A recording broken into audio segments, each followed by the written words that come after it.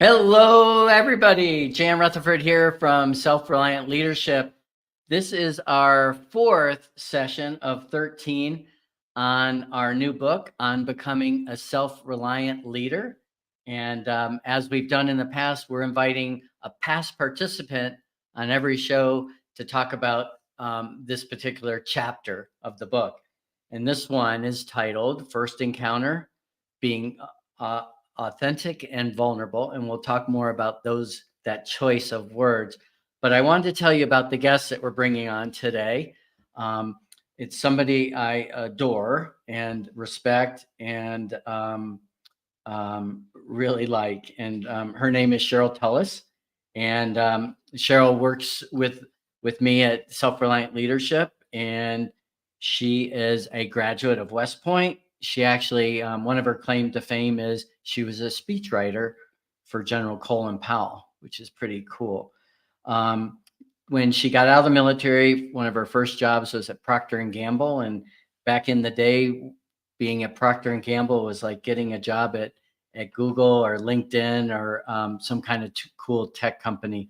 They had a really great management. They were known for having a great management training program. From there, she transitioned to Microsoft, and she was a speechwriter for the chief marketing officer and chief of staff. And she's won a ton of awards for her work. She does a lot of work with veterans. She's done a lot of work in founding nonprofits. One in particular was Women in Wireless in Seattle. And these days she is got her hands in a million different things. And let me just bring her onto the show. Sheryl, welcome. Thanks, Jan. Yes, a million things, at least. A million things. So, I've got all these scribble on your bio. There's so much we could talk about, but, you've listened to our podcast that we do, and we always ask our guests, what's not in the public bio? What would that be? What's not in the public bio? Well, I'll start with what is, which is I recently helped a friend co-found a mountain biking experience. And so I'm learning mountain biking. I think that what's not in there is that I actually really wasn't a mountain biker. I didn't consider myself a mountain biker yet. So that's something I'm trying to learn as I'm helping him build his business. I think what's not in there is that I am working on making the system that I've used for a long time available to others, which is called Momental. And it's how to have a really intentional life and have momentum toward all of those things like bucket list items, skills, financial goals, family and relationship goals. Something that I've actually been practicing since my 30s and has really resulted in me having a lot of amazing experiences, which is what I want for others. Yeah. Oh, it's so interesting, Memento.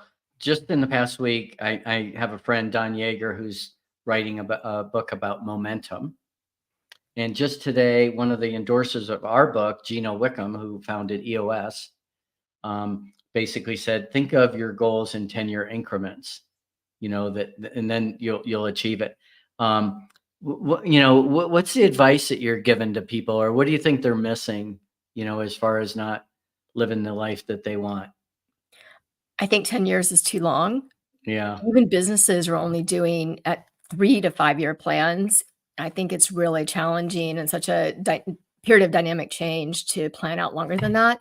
So I think it's really great to have long-term goals, like know when you want to retire, but then to break that into the smallest possible increment. Like, what am I doing this week, this month, tomorrow to proceed toward that goal? And the project management of it is the hard thing because we all have lives and life can get in the way of these amazing adventures and goals that we have. So it really is breaking it down and having a project management system to help you do it. Wow.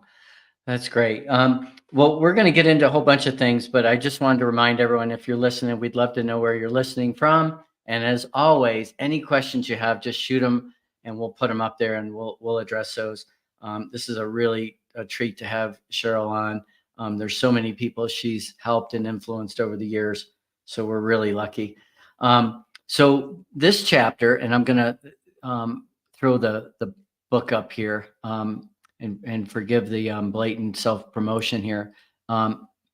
But this is a book, and is written by myself and Jackie Jordan, who you know, Cheryl, and you've come to know.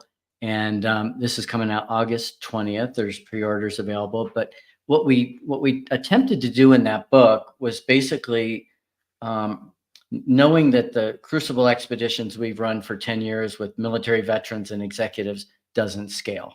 We can't take thousands of people out there, but we can have thousands of people read about what we did. So what we realized over 10 years and 24 crucibles is there's a pattern of things that happen. I mean, the group dynamic is always different, but there's a pattern. So what we tried to do is write a story about each phase of the crucible, what happens out there, hopefully an entertaining story, and then how that applies to the business world. And today, we're talking about chapter 3, which is the first encounter, being authentic and vulnerable. And you've been on 2 crucibles, one, the Sacagawea crucible in the Wallowa Mountains of Oregon, and then most recently, a few weeks ago in Moab, that was primarily an all female crucible. And I'm just wondering, kind of as we start, I mean, what comes to mind immediately, when you see first encounter being authentic and vulnerable based on your crucible experiences and your experience working with teams in the business world? Well, can I just be honest and authentic and say Yes. that when you asked me to talk about being vulnerable, I didn't have a great reaction. I balked at that. And I'm going to share the definition on the screen. And so to explain my reaction, because in the military, I learned that being vulnerable was not good. Mm. Worked in cybersecurity, and being vulnerable is not good. So you always want to be closed down to threats. And here are some of the words: capable of being wounded or hurt, susceptible to attack, conquerable, dangerous, susceptible, threatened, indefensible, unguarded. And so I thought about, okay, well, that's why my reaction is that way. But what does this really mean? What does it mean to be vulnerable as a human? And so I'll talk about that in a bit. But what I latched onto was this notion of being unguarded and Hmm. also open to a lot of things. And so I want to give that as a precursor to what I think being vulnerable is, which is being open and curious about so many different things and dropping down your guards enough to let other viewpoints in, Mm. open to suggestions and ideas, and open to change, to introspection, to feedback, to growth, to fear, Yep. because that's where we make our strides. Yeah. It's funny how those words, I mean, can play differently in our minds. You remember one of the ground rules I set in our first encounter when we got together. I said, hey, here, we're going to be safe. Of course, that's one of the rules. But one of them I always say is, I want you to risk saying what you think, which is being vulnerable. Mhm. And I want you to hold your views lightly. In other words, be open-minded. And those two things are kind of a balancing act. In your experience with the Crucible, how well do you think, people do that? Risk saying what they think and holding their views lightly, being open-minded to different viewpoints. I think the first day or the first encounters, there's a lot more holding views lightly than there is risk saying what you think, Yeah. because I personally don't understand the group norms yet. I don't know where people are coming from, what might be offensive or triggers for them. But by day 2 or 3, I think everybody has kind of settled into, all right, here's what we do. I think you pointed out on the Crucible, though, that humor changes from group to group, like what's Yeah. acceptable in terms of humor, whether it's scatological or gender based or anything else. Yeah. Yeah. I remember on the last one, I said, hey, pay attention to how humor's, how it changes and what the level is, like what's acceptable, what people get teased at and things. And somebody had made the remark, hey, sometimes humor can offend. And how are you going to know that? And humor has always been kind of a dicey thing. And it seems like the safe part of humor is always self deprecating when it's kind of pointed at yourself. But humor really can be something that really does start to bond the group though, too. Absolutely. I think both groups did a good job of that. I think especially the last one I was in, which was, primarily women, there would be a lot of female-based humor, but good-naturedly at the one male participant, and he played it right back.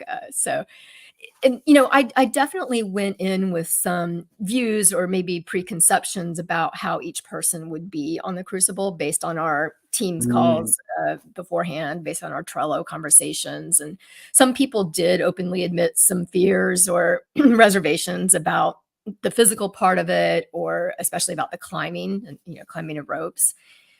But what was interesting was seeing how my view of them evolved over yeah. time.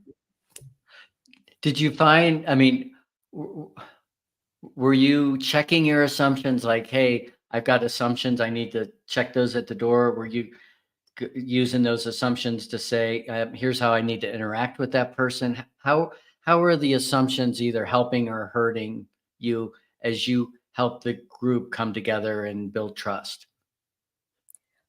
I think the latter. I was using those assumptions to think about how I might interact with that person or how that person might need my help during the crucible. Now, I'll give two examples of this kind of on either spectrum.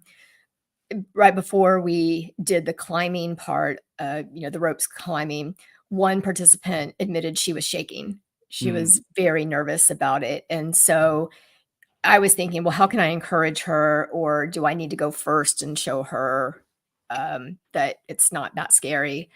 Even though I had never really done it either. yeah, But I'm willing to go.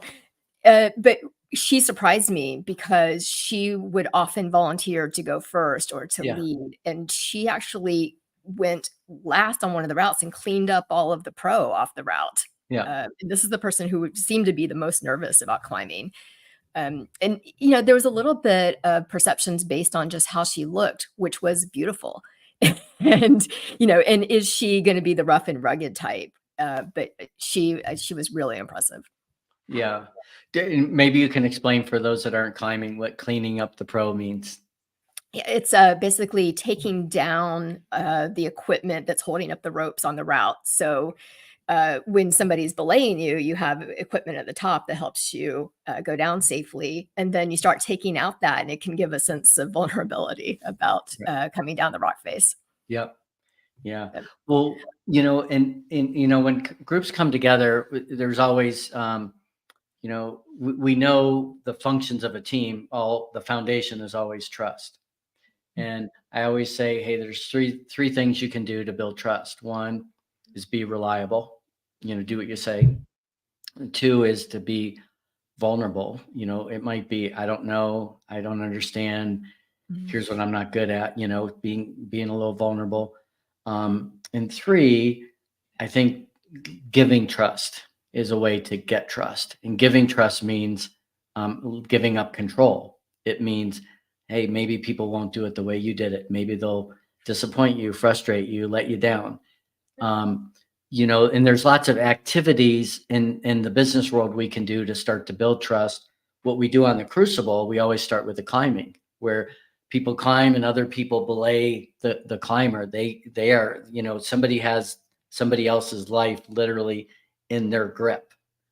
Can you talk about, how that played into the team coming together in an accelerated fashion, and maybe, what are things that you found in the business world that we can do to accelerate that, that trust building?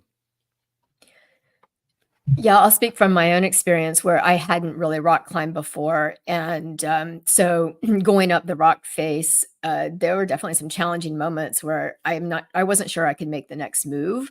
And then I remembered that somebody below me was taking up my slack, and that if I moved, I was only going to fall a very short way and I would be able to, get right back on and try it again. And so it gave me courage to probably reach further or take more risks than I would have, because I knew that they had me. Yeah. And the same thing when I was belaying. And by the way, I was a little nervous about belaying because that is a huge responsibility. It's a constant focus. And the guides did a good job of not only showing us how, but kind of being over our shoulder if we needed help or Yeah. if they could adjust us. But I was belaying somebody who outweighed me, and at one point that person did slip, and I was tight and I was kind of ready for it. I'm sure it was a scary moment for that person, but they only fell a short way and they got right back up and tried it again. And later on, when they came down, uh, it was just, I knew you had me.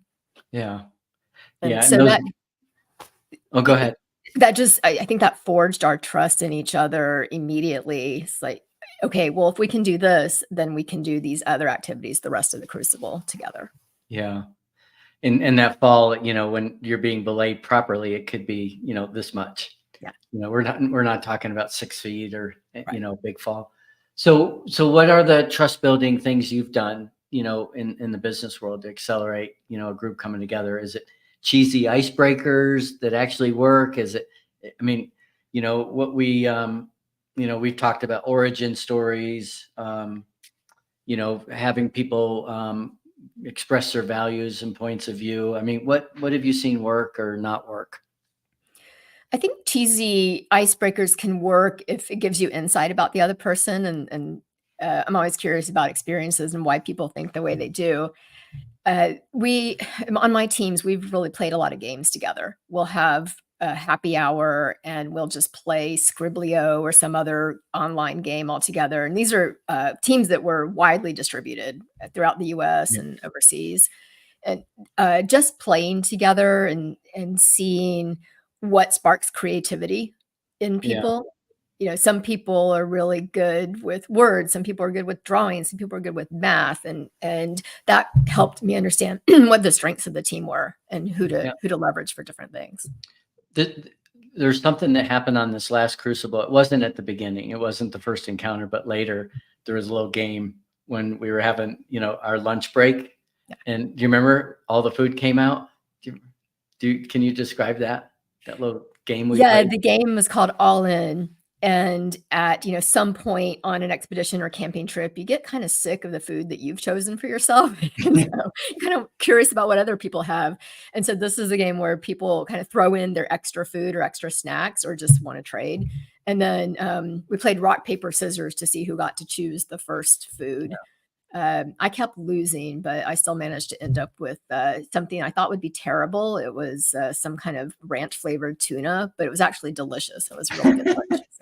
So just being open to trying somebody else's food is taking a risk, but worth it. Everything tastes better out in the field. That's true. That's for sure. And it kind of reminded me when we were doing that. It kind of reminded me of little kids. Like whatever toy somebody else has, that looks like the better toy. Right. So it's kind of funny. Well, hey, I'm going to take a quick break from us talking. I'm going to show a couple minute video from one of the expeditions from last year where we really talked about this first encounter. So I'm going to play that, and then we'll come back. We'll come back and comment on it. So here we go. Get your popcorn. There you go. All the food that I need just has water added. Oh wait, here you go. Fuel. I got two for you. You do? Yeah. Is that enough? Yeah. But you need to have the capacity for 3 to 4 liters. The first encounter on a crucible is actually critical. It's when we all first lay eyes on each other. It comes after a whole bunch of preparation and conference calls. And think about it in the business world these days. Sometimes we have teams that have been formed virtually, and it might take 6 months or a year or more before everybody actually comes together. And it's really important as a leader to create an environment where it's safe, because silence is dangerous. And what we want people to do is come in open and engaged and hearing the unheard, the things that aren't spoken, and what people are feeling. Out here, one of the things that we do right away is a gear check. We want to make sure that everybody has the right gear, they have it packed right, that they're not overpacked, they don't have too much weight. And what we're trying to balance is you got enough food, you got enough clothing to stay warm, you got enough water, but your pack isn't too heavy. Now think about that in the sense of the business world. How might that relate? That, you know, again, you're balancing three things: weight, food, and clothing. In the work world, those might be different things like, boy, I've got enough time with my family. The workload is appropriate. I understand the priorities. I trust my team. I see the common purpose. These are all different things that you as a leader have to balance, and we have to set the tone and the expectations right from the beginning. Because the unasked question that people are coming into that first encounter with is, can I trust you? Do you care about me? Are we all on the same page with regard to the purpose of what we're doing? And individually, can I find meaning in what we're about to endure? So when you think about the first encounter, not only think about all the preparation and what you're doing, but think about, how am I creating the environment where people will feel safe, that really sets the framework for the culture that you're trying to create.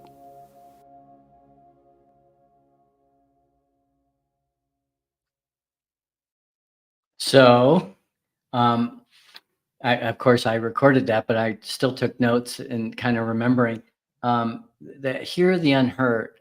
Sheryl, you know, again, those assumptions, the way that you came in, you know, was there anything the unheard, you know, if on this most recent crucible that you came in, you're like, this wasn't spoken, but here's what I heard.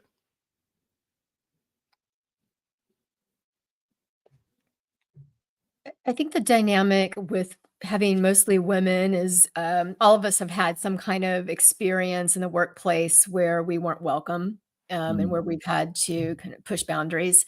And that wasn't spoken at first, but what I saw was it come out in small ways when people were curious about each other and talking about their backgrounds. And the reason that that had impact was there was a guy in the group, and he was earlier in career, prior military.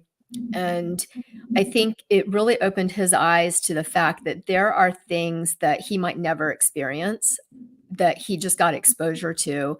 And he was comfortable enough to be curious about that and to talk about how could he be a better advocate. He thought, you know, it's not enough for me just to not be that person, not be that misogynist or not be that chauvinist. But it takes more. And his understanding of that really evolved throughout the day. And I think he took that back and it's like, how can I make this a better world for my daughters? Yeah. Yeah. And Miller Canning just put this in the comments. This is such an important list of needs. I think those that floated into the video, of all the things that we're trying to balance. And, again, I think you've heard me talk about, there's leadership on the ground, and then there's leadership, that's a design element. What was the intentionality about the environment, that you set up from the very beginning? How do you create an environment where the seeds of trust, are planted early and grow? And any thoughts about what you saw regarding that on the crucible that relate to the work world? Well, somehow I was put in charge the first day of leading the team.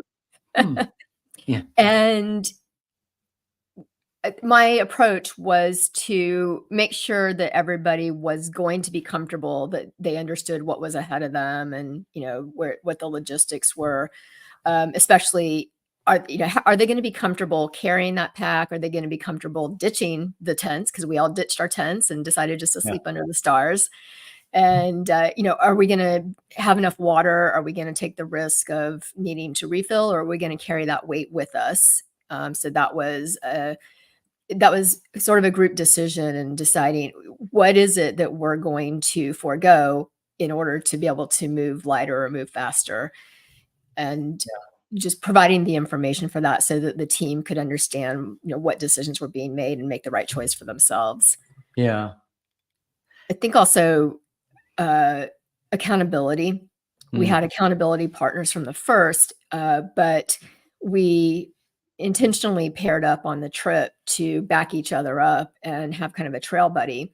I think that's such a useful metaphor for the Mm. business world, where you do have that person at work that's your best work buddy or work wife, and that person can kind of get you through tough times, be a peer mentor, be an advisor. But you knowing that somebody cares about you at work is one of those key factors for employee engagement.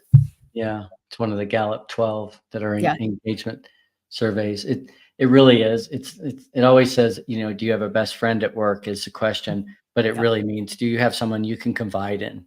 Somebody you can vent to, somebody that you trust. I had one of those conversations with a client today where, we both were kind of sharing some things that, were definitely private, and it was nice to have somebody that you can trust. I have a note here from our chapter, a reminder that, not to make the first encounter simply administrative. Mhm. That, oftentimes we think, well, here's what, it's all logistics and admin. It's not about the tone and how you want people to feel and how you want to build that trust. And I'm kind of reminded of one of the guests we had on the podcast a while ago, Tom Rath, who wrote Strength Finder. And, at the end, he said, this book isn't just about you finding strengths in yourself. This book is really about you finding strengths in other people. Mhm. I think, given that on this trip, a group of strangers who had nothing to prove, protect, or promote did a really good job of finding strengths in each other.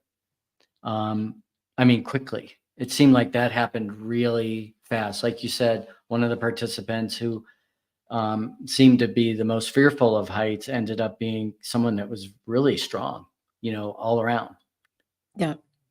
And, the guy on the team probably could have out physicaled any of us. But I saw him intentionally checking himself to be at our pace, but also providing an assist or a boost or pushing my pack when I needed to get my, 30 something pound pack up canyon. And just the way he understood when to stand back and when to help was, I think, really intuitive, but also spoke to like him looking and seeing what do people need at this moment. Yeah. Our male participant is getting lots of kudos from you, Cheryl. He really Well, he was. was my trail buddy, so Yeah. Well, he was exceptional. Everybody was. It's funny in the work I do as an executive coach and as you do, it's funny how things kind of go in patterns. Like just this week, I had 2 different clients say, hey, Jan, I really want to get some input discussion about how I get better buy-in from my team. And, again, I think part of the first encounter is to create excitement, to inspire people to get that buy-in. Any thoughts about ways that really work well to set that right from the get-go? I think one is just expectation setting. Like people are opting in to be there. Hopefully they're opting in to be at work as well. And so level setting on what the expectations are of everybody, both in behavior, output, skills, participation, whatever that is. And so I think you did a good job of encouraging everybody to really participate, to say what we think, to listen to others. So that set a tone at first. Yeah. And then it was just fun. We got together for pizza the night before so that we could bond and get to know each other face to face before we set out. Yeah. I'm looking at our chapter again that Jackie and I wrote, and there, a lot of times when I read what I wrote, I'm like, I think I'd write that different. This chapter concludes with what I think is a good. There's a good couple sentences. It says, you have to treat everyone with dignity and respect while holding your views lightly. You have to care to listen. You have to listen to hear. You have to hear to feel, and you have to feel to lead. I think that's what's hard. When in this discussion, that's an easy discussion. But in the work world, you're trying to move people to do things they otherwise wouldn't do, but you do want to care about them, but you've got these darn results that you've got to deliver every week, every month, every quarter.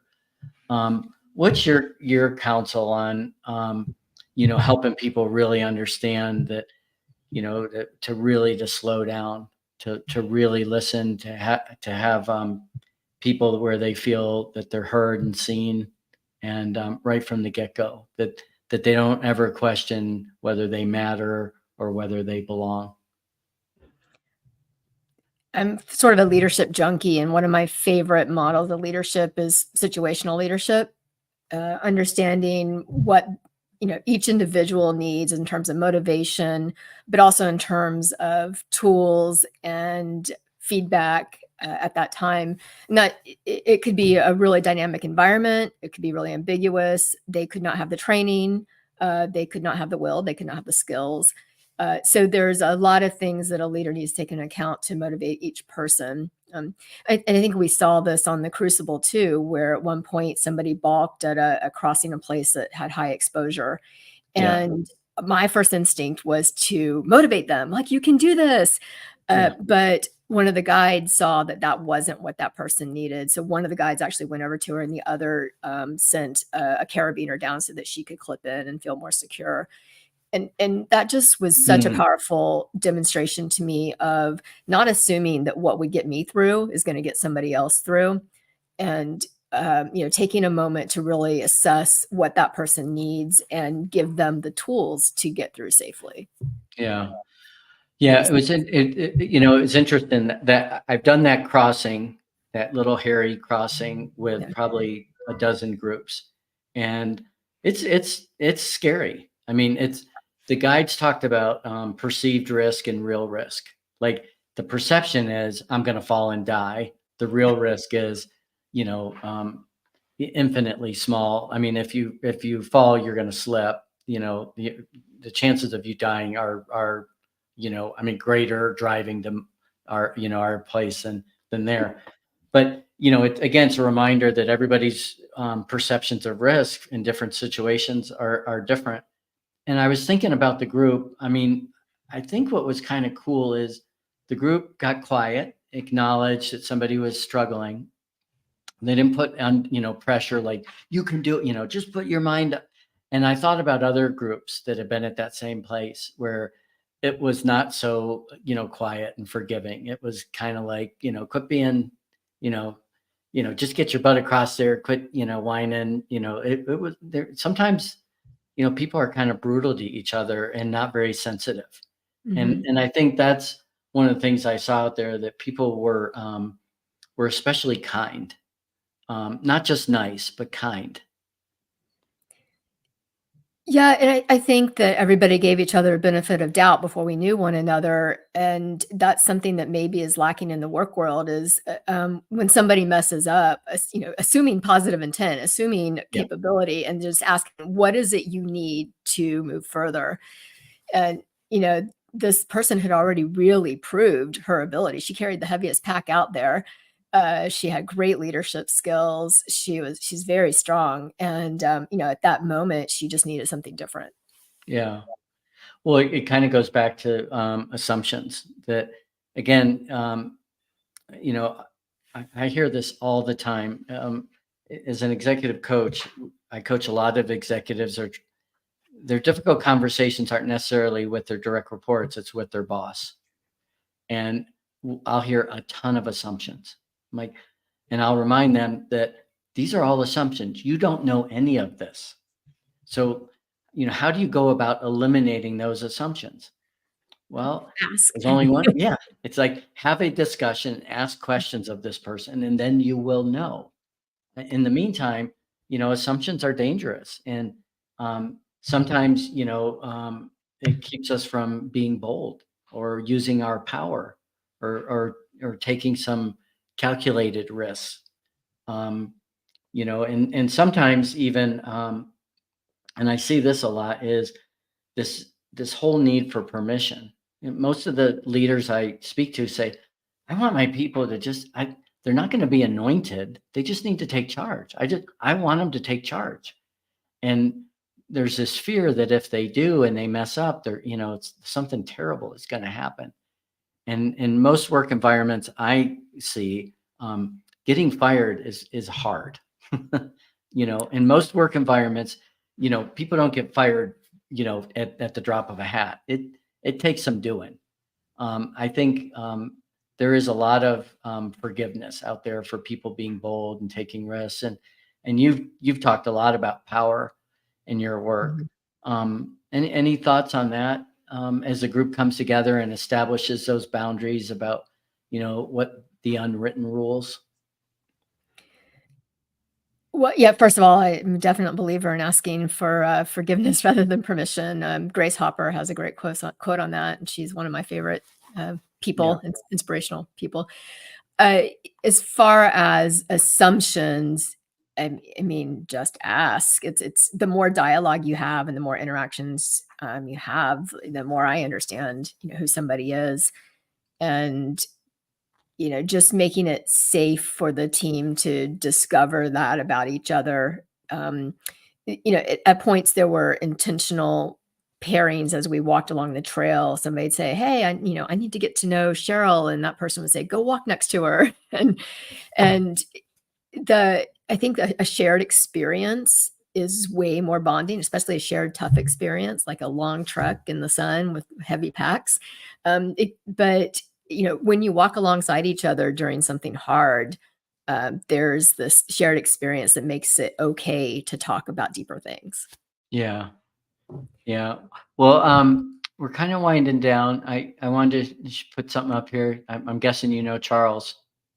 Yeah, Chuck, it's good to hear from you, and Miller, thank you. Yep. Do you know Miller as well? Hmm. Okay. Both Well, both good. awesome blasts from the past. Thank you Yeah. for stopping by. Yeah, that's kind of cool. Cheryl, again, what we're talking about, again, is sort of a little blatant self-promotion. We're really picking a chapter from our book that comes out August 20th, and it is available for pre-order wherever you get your books. But again, this was a title that kind of took you for a loop a little bit. Was what we call the first encounter, really balancing being authentic and yet vulnerable.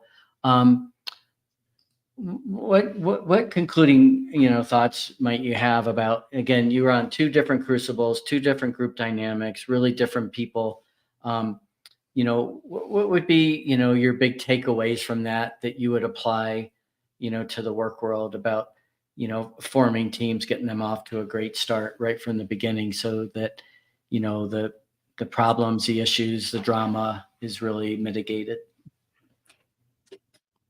I'll just take one piece of that, which is for me, being authentic has always been admitting what I don't know or where I'm weak so I can learn. I have this talk called Fails, Fumbles, and Faux Pas about all the ways I've effed up and still managed Mhm. to make it in a career. And that speech resonates more than anything else I've ever done because people love hearing screw ups. They love watching fail videos and all that. But there's lessons in that and insight for others. And so, I learn from others out there based on watching their progression. Probably others learn from me. And that's not possible if I think that I know it all or if I think that I'm in control the whole time.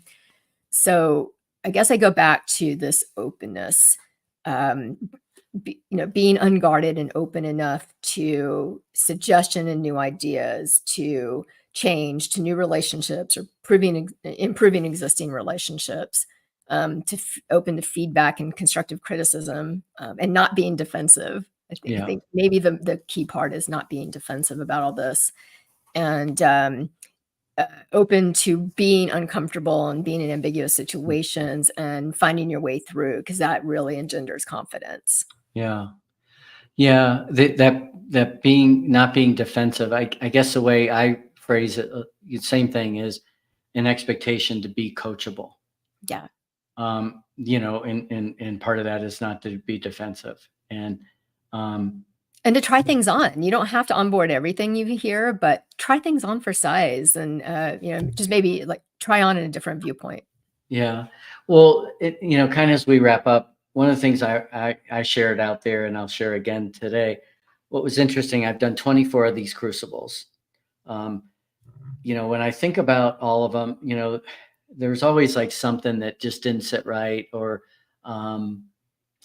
there's like one person, I'm like, I'm not sure they had the best experience out there. I mean, there was always something that kind of bugged me afterwards for weeks, like, and there's two takeaways. I haven't even shared these with you yet. One, usually when I'm in Moab, I don't sleep at night because I'm so nervous about everyone's safety. That did not happen out there. I was not nervous about everyone's safety at all.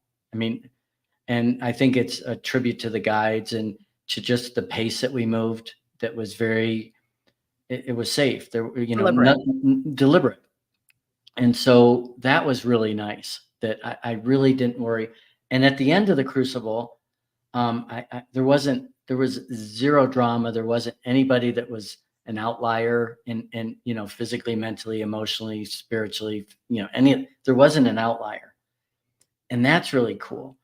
And the last thing was, and I said this out there, was there, I ended up sharing some things with some people that I've never shared before. And I thought, wow, that is a demonstration that there really was a trust amongst the group, that it was a safe place. Yeah. And, again, I think, I always say that the important part of a crucible is to slow down to speed up. And I think this is the first one that we actually really, truly slowed down. I mean, really took time to listen to one another, really took time to be safe. And, again, if that could translate to the business world in some way, that slowing down is actually going to produce the results, those quarterly results that you're after, better than, hair on fire, being crazy, stressed out. Right. So that was my big thing. I'll give you the last word and see what kind of how you reflect on that versus the other crucible maybe that you were on. I mean, the participants on both were just super high quality, and one is maybe just a smaller group, bonds more quickly. But I think about the forming, storming, norming, performing model, and just how quickly that happened, really, from the very first time we got on the rocks. Yeah. People progressed through that and started, norming and then performing with each other right away. Yeah. And so, it's the other chapters of the book. It's all the preparation that went into that and the expectation setting. It's the selection of the team itself. Yeah. And then just being vulnerable enough to give trust. Yeah. And I guess I'll close with, one thing that I relearned about myself is I'm the queen of over preparedness and of just in case. And I don't have to be necessarily, if I can, help rely on others on the team. That person's carrying that. So maybe I don't have to have, 3 filters and 2 safe first aid packs and too much food. Because if we talk to one another ahead of time, we can share that load. And so I resolved to travel more lightly in the future, not just in my pack, but in my existence, in my household items, and then just the resistance to accumulating things that aren't needed on this journey. Yeah, so well said. And as you and I have said to lots of different people, what we're trying to coach people and trying to teach is really simple. It's hard, but the simpler you make it, the easier it is to execute. But anyway, Sheryl, thank you for joining me today, and hopefully we provided some insights and created some discussion for folks out there. And where can people learn more about what you do in addition to the book Jackie and I wrote? Well, LinkedIn is the best place. I do coach. So if anybody's looking for executive coaching, I work with Jan, and I really, have admired his system for a long time, and so asked to work for him. So I feel very privileged to do that. And if you want help figuring out how to be super intentional about going on these adventures of life and bringing others with you, I'm happy to talk to you about that system too. Yeah, very good. Well, thanks, Cheryl, and thanks everybody for listening. We'll have our next episode in a week or so, and we'll look for you then. Thanks, everybody. Thanks. Hi, Michael. Bye, Jan. Thank you. Bye.